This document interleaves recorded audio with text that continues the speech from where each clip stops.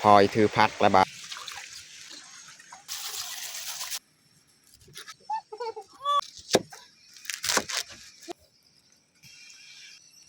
แกงเลยพี่น้องเลย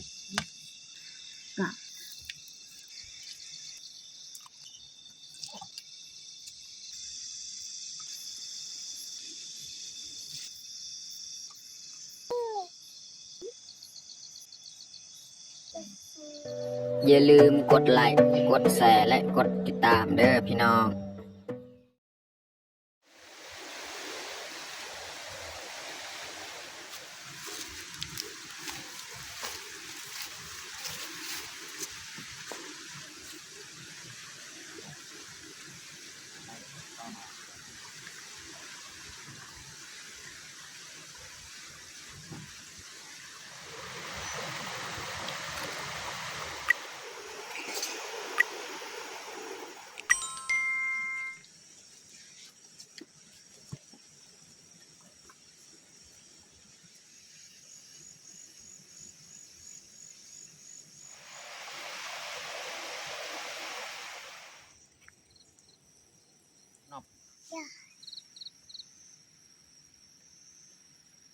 ครับสบายดีแล้วก็สวัสดีเบิร์ดสู่ครูสู่คนเนาะยินดีต้อนรับเข้าสู่ซองบาวยึง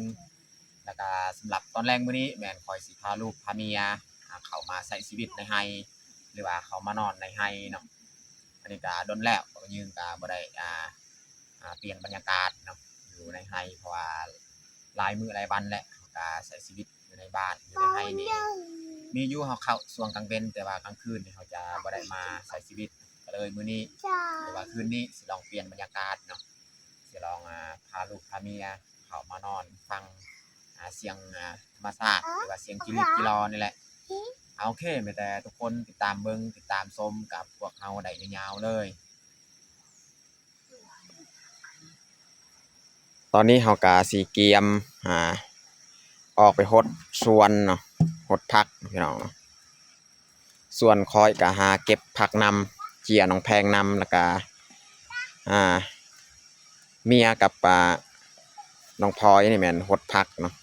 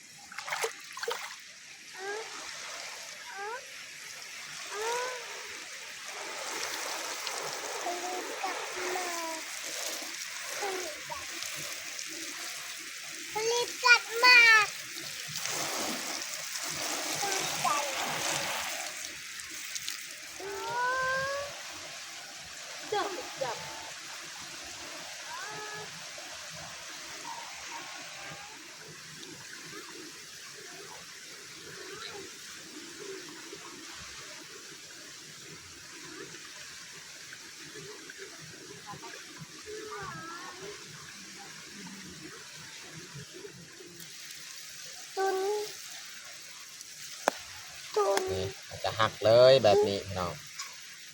มือจ่า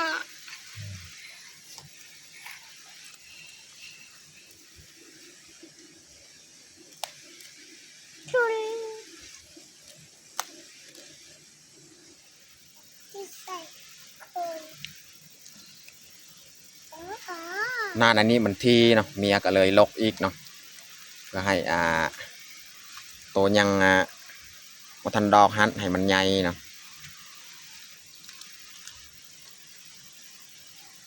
เด็กก็ให้ไป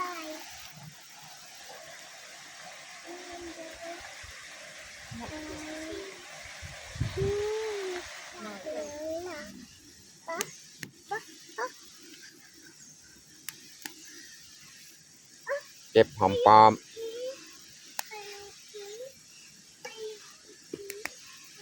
เอาละสนิทน้องพลอยถือพักระบาดนี้เอาผักกาดมาต้มมาแกงกินจังหน่อย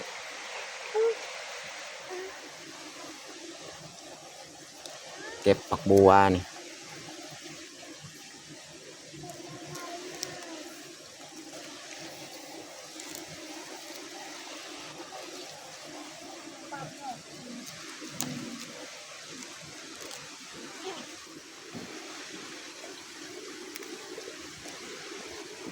เก็บผักอีตูพี่น้อง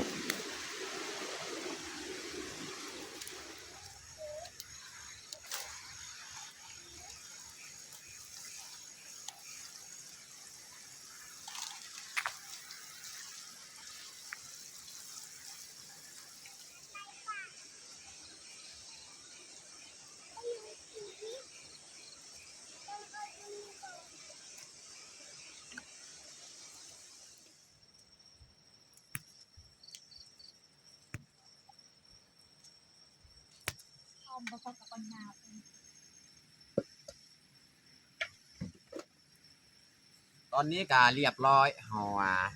กดพักแล้วก็เก็บผักนำเนาะอันนี้เฮาสิบุ้งเข้าก่อนเนาะยันมันทำ anh bạn mình thịt thầu cả อ้าว bạn mình thịt thầu phải được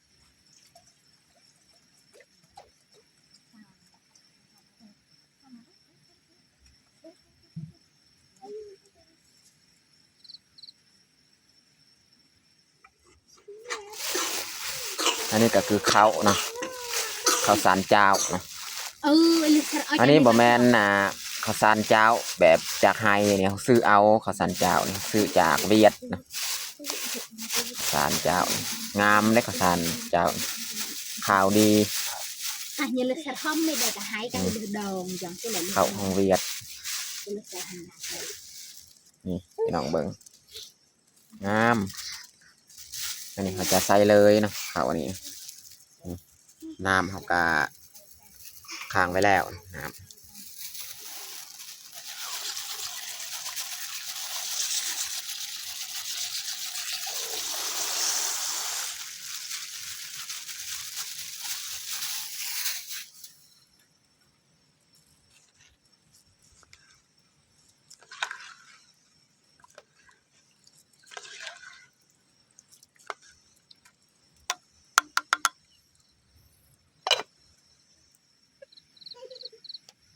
ตอนนี้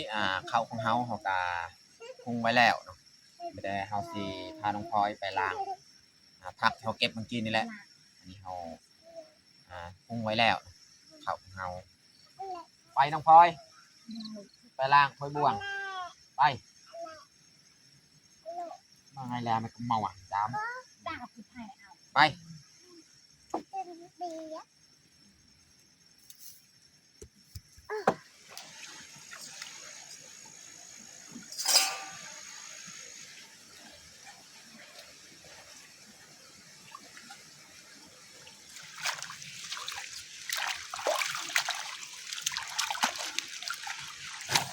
ล่างถ้วย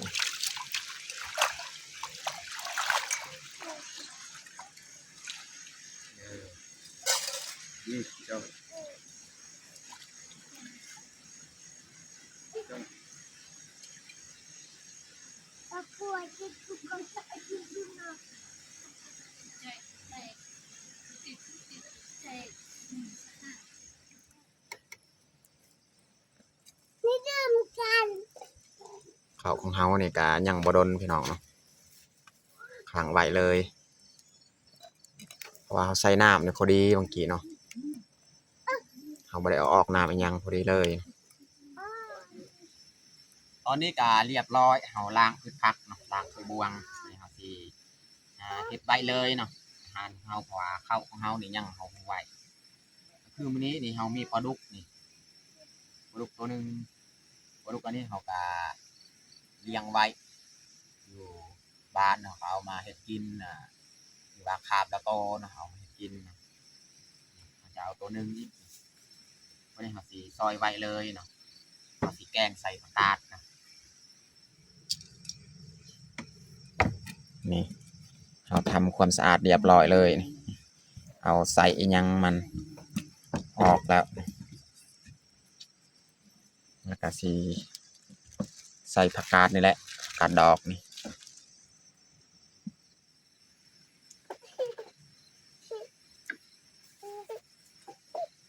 บรรยากาศอันนี้ก็มืดล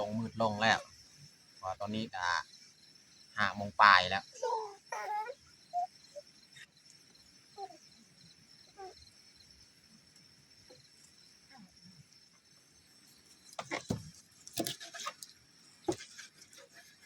กินอีก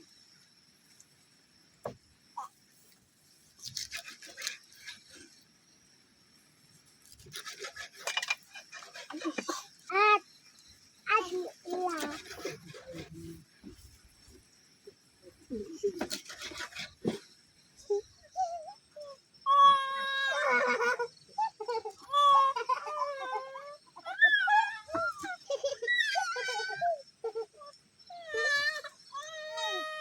ใหญ่ปะจ้ม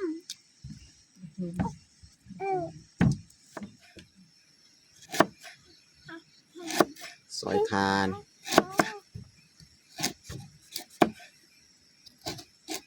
อายุสี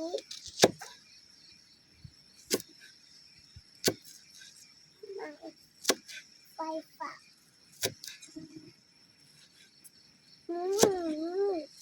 ซอยหอมแดง ลูกเป็นลูกเอาทำลูก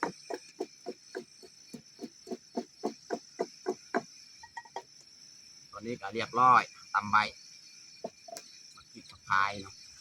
แต่ว่าข้าวนี่ยังบ่ทันได้นะรอทาก่อนอันนี้บรรยากาศก็มืดเข้าแล้วบรรยากาศยามแรงๆพี่น้อง บรรยากาศ อืม ได้เลย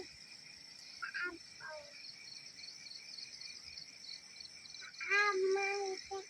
แค่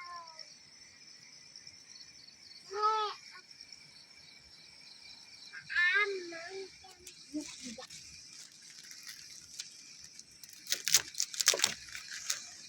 หั่นผักไว้ ผักเม็ดผัก ผักกาด กาดผักกระดูกใส่ปลายำ ตอนนี้ก็น่าจะสุกแล้วข้าวของเฮาเนาะนี่พอดีแล้วสุก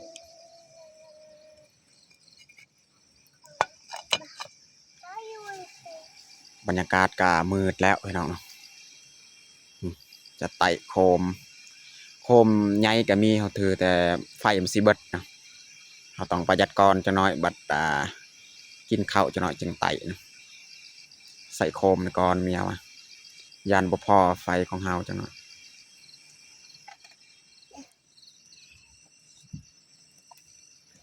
เราจะตักเลยข้าวของเฮา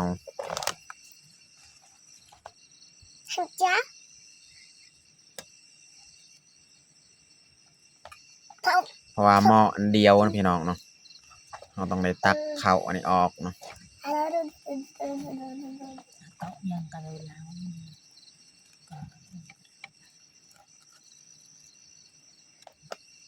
ตักข้าวอันนี้ไว้แล้วก็จึงมาต้มแกง ชิง อี มาก นะ ต้ม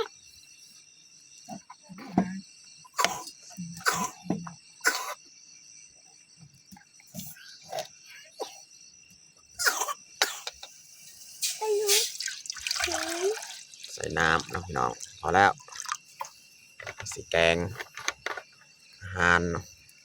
เออ น้ำที่เราต้มกะฟดเรียบร้อยวันนี้เราจะเริ่มปรุงเลยเนาะใส่ผักพริกกระเทียมเนาะ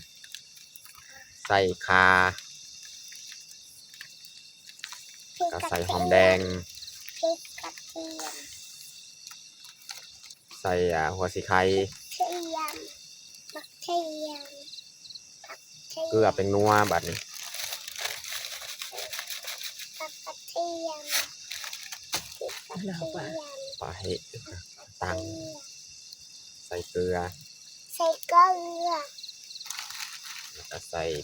เป็นนัวอีกเนาะ เด้อ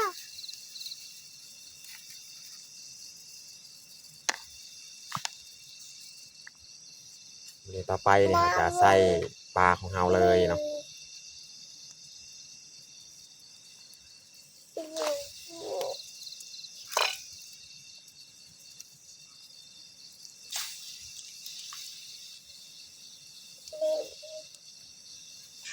ียบร้อยบาดนี้ เป่าวัง อัดไปเลยบาดนี้ อ้าวก็ต้องเอา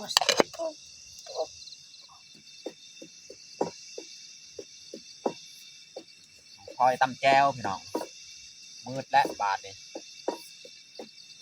เอาลองไตก่อนไตบักซองไตของเฮา ให้ทำเขา ยานมัน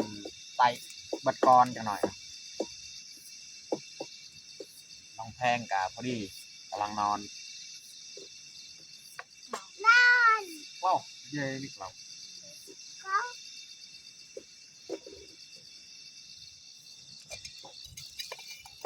วันนี้เราจะใส่ผักของเฮาเลยเนาะ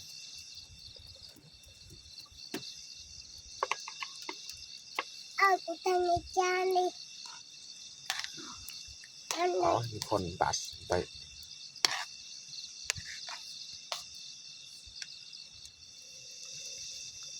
ตอนนี้กะน่าจะสุกแล้ว แกงแบบต้มของเฮาเนาะ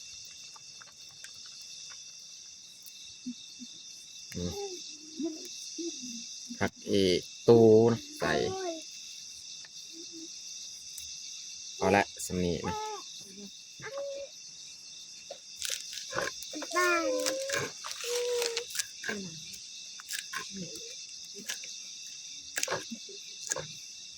สุดท้ายใส่หอม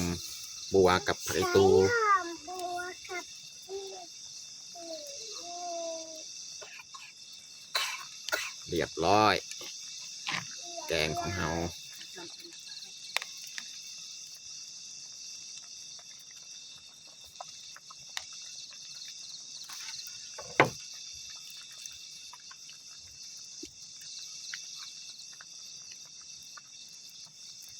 ใส่ต้นต้น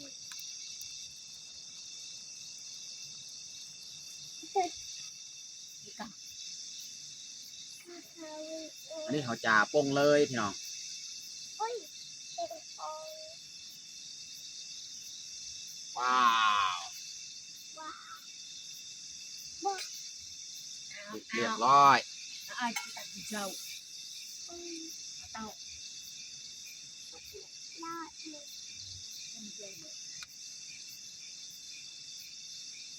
ใจ จะให้ยังไง อืม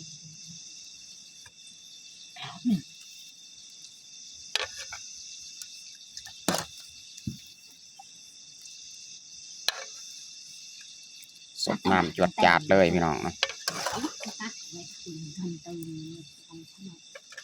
โอ้หอมๆเลยพี่น้องเลย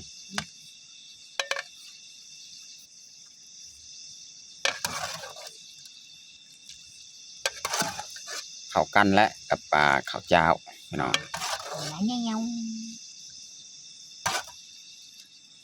อ้าวเรียบร้อยพี่น้องตอนนี้ก็เรียบร้อยพี่น้องเนาะปลาเขาของเฮาแกง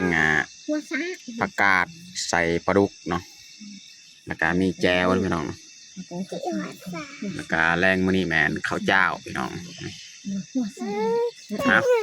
สำหรับอาหารแรงของเฮาอยู่ให้อยู่นากะประมาณนี้แหละพี่น้องตอนนี้กะเรียบร้อยเฮาแต่งข้าวของเฮาวันนี้เฮาจะลงมือกินข้าวแรงเลยเอามาทุกคนกินคำแรงนะข้าวแรงน้ำกันกินข้าวอยู่เชียงไฮ้เชียงสุวรรณเนาะมาน้องพลอยเอิ้นลุงป้ามากินข้าว เอามามากินกับแรงกัน กินแซ่บ ก่อนก็ก็ ๆได้ไม่ได้จะหักกำลังการกระดักไม่ได้ยัง บ้านเดียวเลย กูจะทำกูยัก ดั้งมันจะดีในปนอยโอ้ โอ้ยก็ปักขาขาจบเรามี no ไม่ no เย่ no เอากูแหกเอากูแหก กินข้าว ตอนแรงแบบนี้ก็รู้สึกว่าแซ่บเพราะว่ามาอยู่ยังไฮแบบนี้นะปล่อยให้น้องแพงนะนอนลิ้น อะไรนะอัน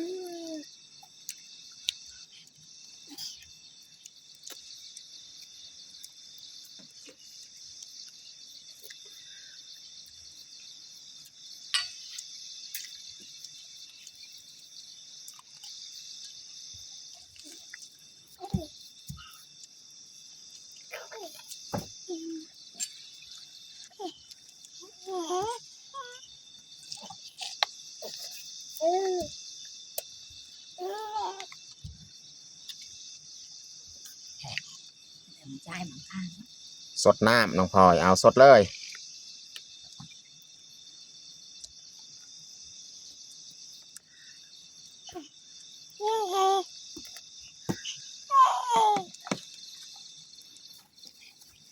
บ่ใส่ถ้วยเลยพี่น้องให้แต่น้องพลอยใส่คนเดียวนะ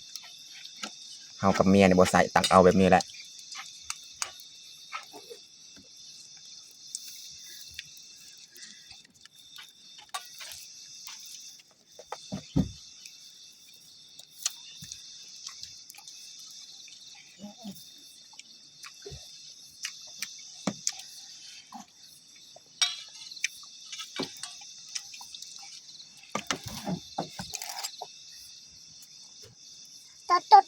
โตโ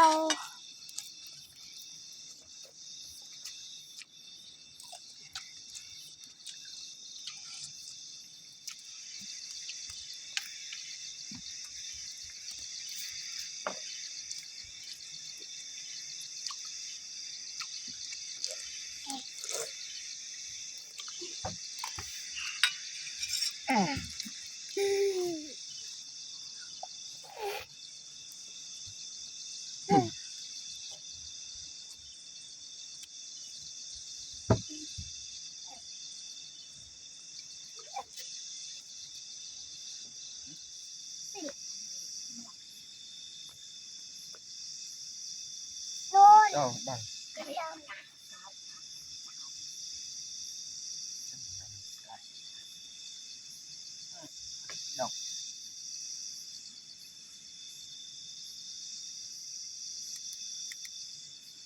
ตอนนี้เฮากากินข้าวกินน้ำเรียบร้อยพี่น้องเนาะนั่งพักผ่อนแล้วก็จักหน้อยเฮากาสิไปเลาะเยืองเบิงบรรยากาศตามรอบๆเที่ยงนั่นแหละตามส่วนอ้อยส่วนกล้วย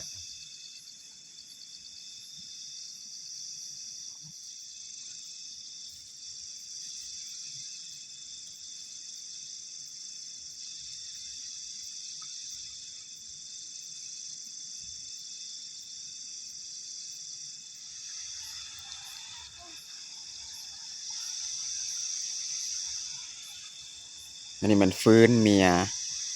ตากไปฟื้น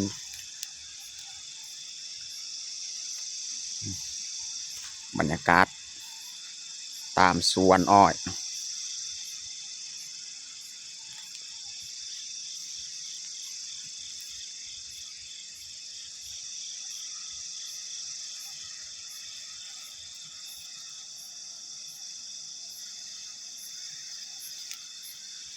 บ่เห็นเมนูมีหยังเนาะ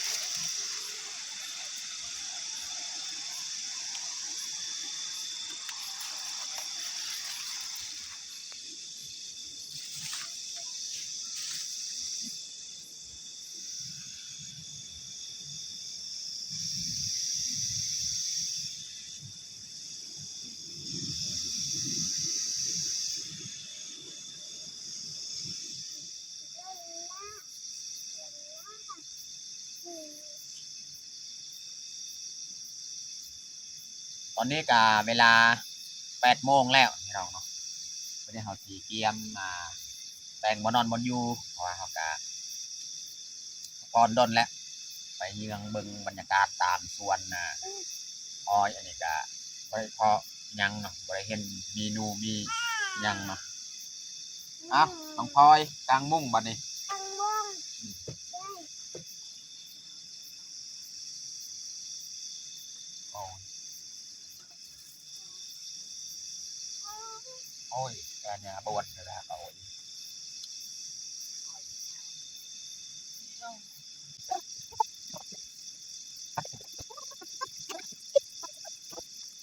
เฮ้ยเนาะ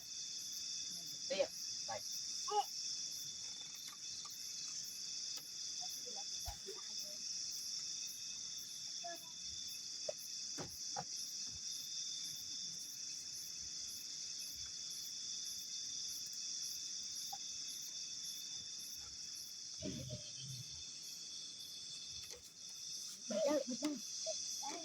นอนนอนนอนน้องพลอยน้องแพง ได้อีกที่นอน นอนลุกเฮ้ยเลยไป ที่ตัดที่ตัดเลย นอน นั่น นอนเด้อ ถึงได้มายุ่งหน่อยหนึ่งทีอ่ะอ่ะ ไปจัดเจ้ายังดอกบุหรี่ไปแต่งงานพา ตามมาเกา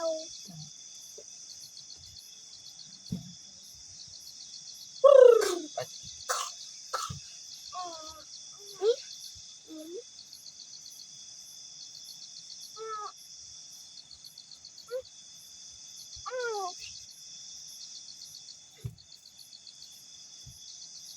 ตอนนี้เฮากาสีเกียมนอนแล้วพี่น้องเนาะน้องพลอยอยากนอนหรือบ่น้องพลอย นอน น้องแพงนิ่มยังบ่อยากนอน ไปโยน นอนน้องแพง นอน นอน นอนกูลงพูดเล เอย อ มาน อนเอาซอดถึงดำซอดดำ เด็กก็เจอ ยังไม่รู้